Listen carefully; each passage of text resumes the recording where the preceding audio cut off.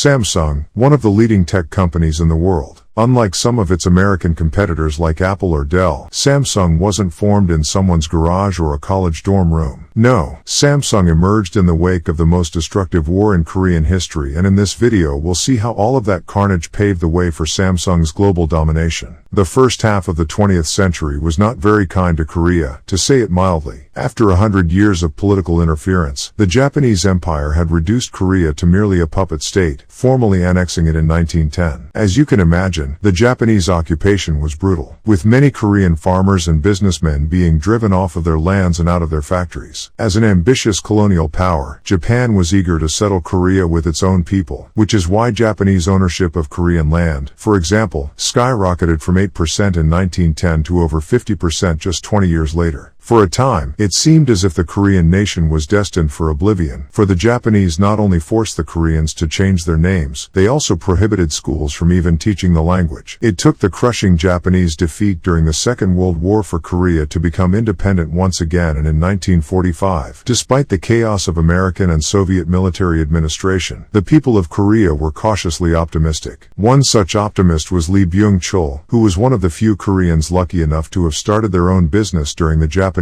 occupation. He had created a small transportation company in 1938 called Samsung, which specialized in exporting groceries. From the very start, Samsung had a very big competitive advantage. It was located in Masan, a city on the southeastern coast that the Japanese were using as their biggest exit port from which they transported all the exploited Korean resources. Now, Lee wasn't a true collaborationist, but his usefulness to the regime granted him many favors that weren't available to most Koreans, like getting bank loans from Japanese banks. While Samsung's Japanese period was decent for its time, the newly independent South Korea presented immense opportunities for Lee. The years immediately after the liberation were very profitable for pretty much every Korean businessman for a simple reason. While the Japanese administrators were gone, their assets remained, and the Korean government was handing them out left and right for cents on the dollar in an effort to rebuild the country. Everything looked great for Samsung, but then the Korean War broke out. North Korea's invasion quickly turned into a proxy war between the Soviet bloc and the capitalist West, with modern weapons devastating major cities and industrial centers in South Korea. Most of Korea's factories were damaged during the 3 long years of war.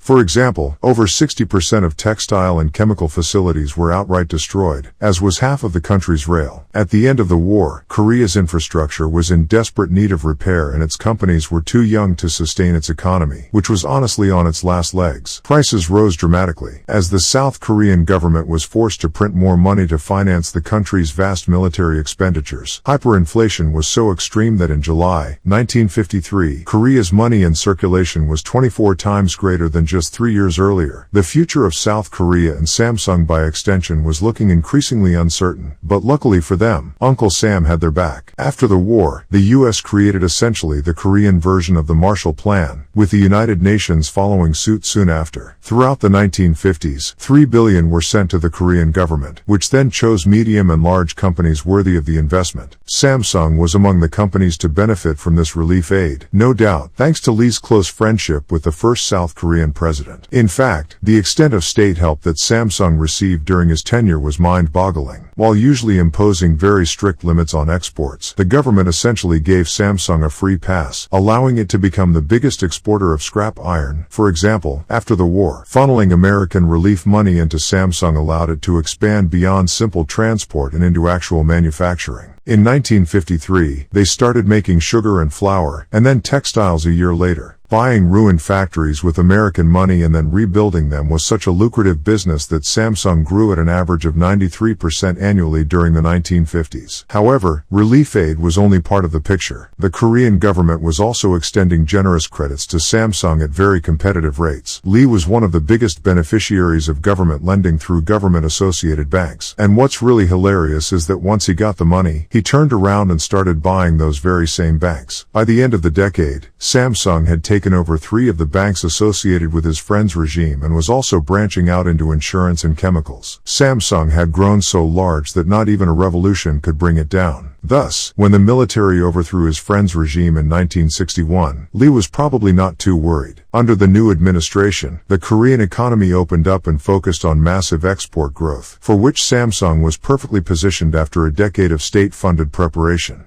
Thus, despite a second regime change in the span of 15 years, Lee was once again in the good graces of the Korean government. The most popular Samsung division we know today was of course also created with government aid. In 1969, the government passed legislation reducing taxes by 50% on companies operating in the electronics business, which at the time was pretty much only Samsung Electronics, which was created the very same year. During the 70s, Samsung became a symbol of Korean modernization, as it helped bring televisions and washing machines to the home of every family, and from then on the jump into semiconductors and more recently smartphones seems only natural. Of course, none of this would have been possible without Lee's brilliant positioning close to whichever political power held sway during his time, and even today Samsung and the government go hand in hand. Luckily for you, Samsung is a public company, or at least its biggest division is, so you can readily profit off of the close relationship Lee forged many decades ago.